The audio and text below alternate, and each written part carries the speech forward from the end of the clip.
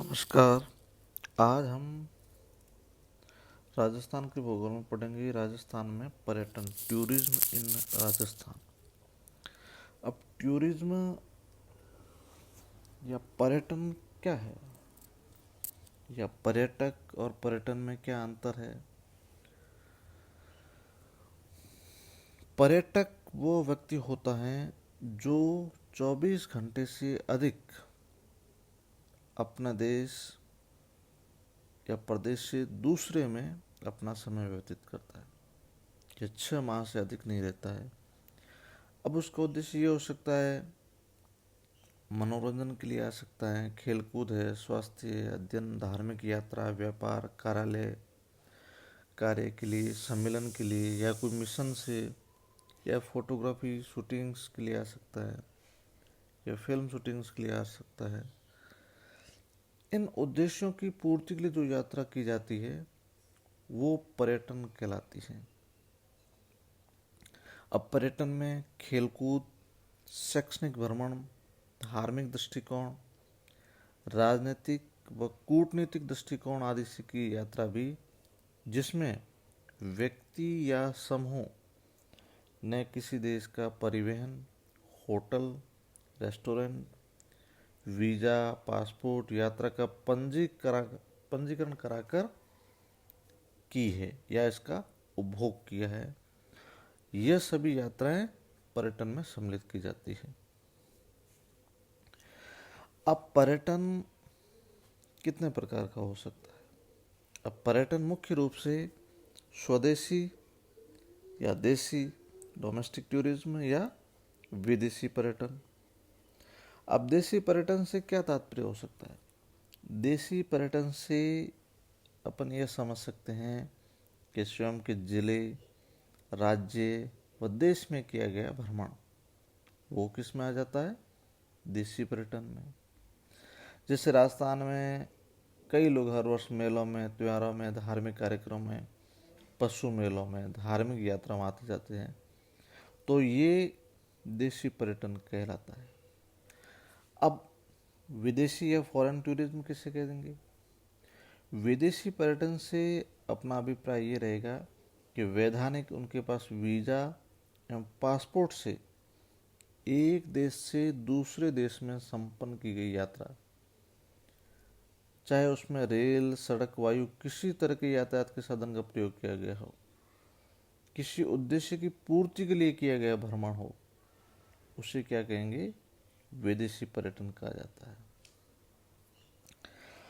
अब राजस्थान में पर्यटन का क्या महत्व है, इम्पोर्टेंस ऑफ टूरिज्म। देखो, राजस्थान पर्यटन से न केवल आमोद प्रमोद या मनोरंजन, भ्रमण, उद्देश्य की पूर्ति होती है, यह विदेशी मुद्रा अर्जन का एक साधन भी है। इससे सहयोग एवं सद्भाव का वातावरण भी पैदा होता है। यह वर्तमान समय में पर्यटन को एक उद्योग के रूप में विकसित किया जा रहा है, जो रोजगार प्रदान करे। ये शैक्षणिक, सांस्कृतिक, राजनीतिक तथा सामाजिक गतिविधियों का आदान प्रदान करने का भी आधार है। यदि इसको, पर्यटन को कंसेप्ट देखा जाए, तो पर्यटन से मुख्य रूप से आपसी सद्भाव, मानसिक स्तर में वृद्धि तथा आर्थिक विकास की जैसी कड़ियों को जोड़ सकते हैं। भाई, इसमें अर्थव्यवस्था को तो फायदा होता ही है, जैसे विदेशी मुद्रा का अर्जन होता है, रोजगार के साधन उपलब्ध होते हैं, जैसे कहीं पर पर्यटन विकसित किया जाता है या टूरिस्ट पॉइंट बन जाता है, तो वहाँ के स्थानीय लोगों को उससे रोजगार मिलता है, उनका जीवन स्तर ऊंचा आता है। इस पर्यटन को विकसित करने में जो सार्वजनिक, सांस्कृतिक और कलात्मक धरोहर हैं, उनका संरक्षण किया जाता है, उनकी अच्छी तरह से देखभाल की जाती है, जिससे पर्यटक यहाँ आए, उसको देखे, जिससे रोजगार बढ़े और यहाँ विदेशी मुद्रा का भी अर्जन हो। अब राजस्थान में मुख्य रूप से पर्यटन स्थलों का वर्गीकरण कैसे किया गया है? अब भौगोलिक दृष्टि से पर्यटन स्थल राजस्थान की विविधता, ऐतिहासिक और पुरातात्विक महत्व, धार्मिक और सांस्कृतिक विविधता, कला एवं साहित्य, वन एवं वन्य जीवों आदि को ध्यान में रखते हुए राजस्थान को मुख्य रूप से 10 पर्यटक सर्किटों में बांटा गया है। अब इसमें किसी बुक्स में अलग भी हो सकता है, सामान्य रूप से मैं बात कर रहा हूँ। जैसे जयपुर आमेर, अलवर सिडीसेट सरिस्का, भरतपुर डीग धौलपुर, रणथंभौर टोंक, हाड़ौती क्षेत्र जिसमें कोटा बूंदी झालावाड़, मेरवाड़ा अजमेर जिसमें आ जाता है अजमेर पुष्कर मेड़ता नागौर, शेखावाटी क्षेत्र, मरु सर्किट क्षेत्र मरु वाला में कौन आ जाता है, बीकानेर, जैसलमेर, बाड़मेर जोधपुर, फिर माउंट आबू रणकपुर, और लास्ट में आता है मेवाड़ क्षेत्र जिसमें आपके उदयपुर, कुंभलगढ़, नाथद्वारा, चित्तौड़, जयसमंद, डूंगरपुर। इन ये सर्किट हैं जिसे कोई पर्यटक घूमना चाह रहा है तो इस हिसाब से अपन को वो घूम सकता है, स्थानों को निर्धारित कर सकता है कि उसको कहाँ घूमना है। अब भौतिक आधार पर निर्धारण पर्यटक स्थल करें तो जिसमें आपकी धरातल में पर्वत, पठार, मैदान, रेगिस्तान ये हो जाएंगी। अब राजस्थान में पर्यटन का सांस्कृतिक आधार क्या हो सकता है वर्गीकरण का? जैसे पुरातात्विक स्थल। अब पुरातात्विक स्थल कौन से हो? जैसे कालीबंगा है, पीलीबंगा है, बूंदी की गुफा चित्र है।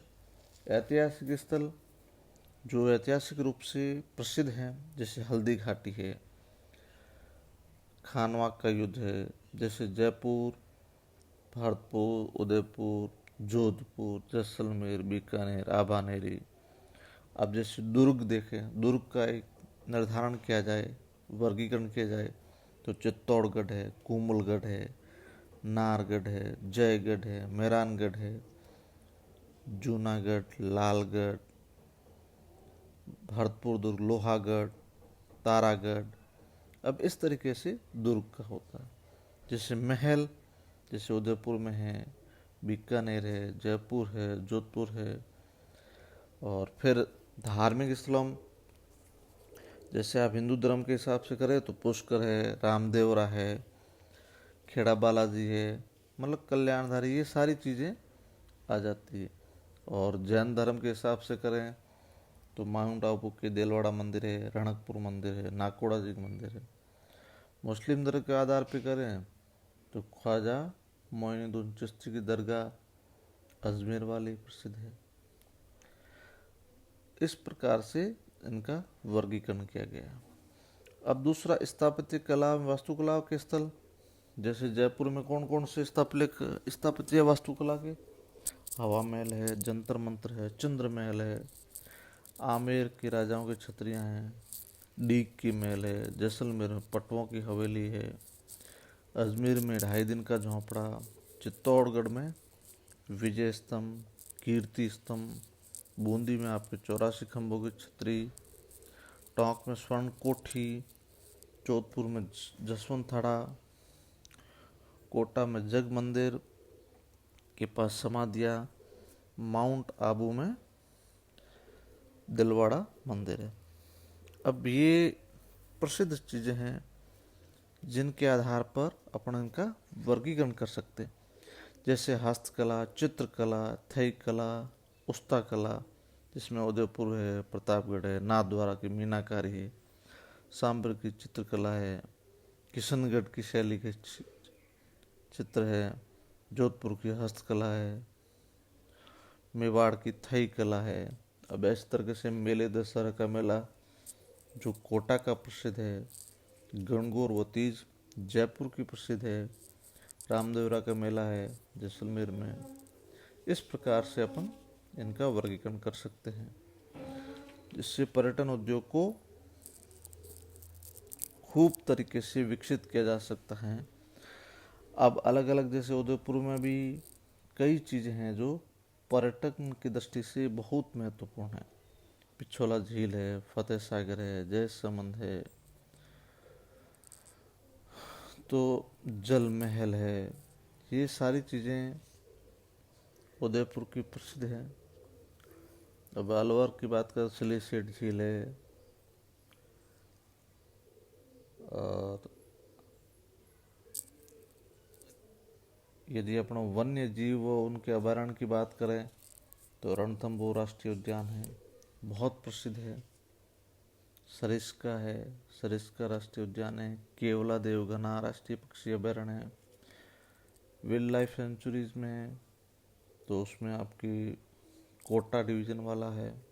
तो इस प्रकार से पर्यटनों या पर्यटन की दृष्टि से इन भागों को विकसित किया गया है, जिससे अधिक से अधिक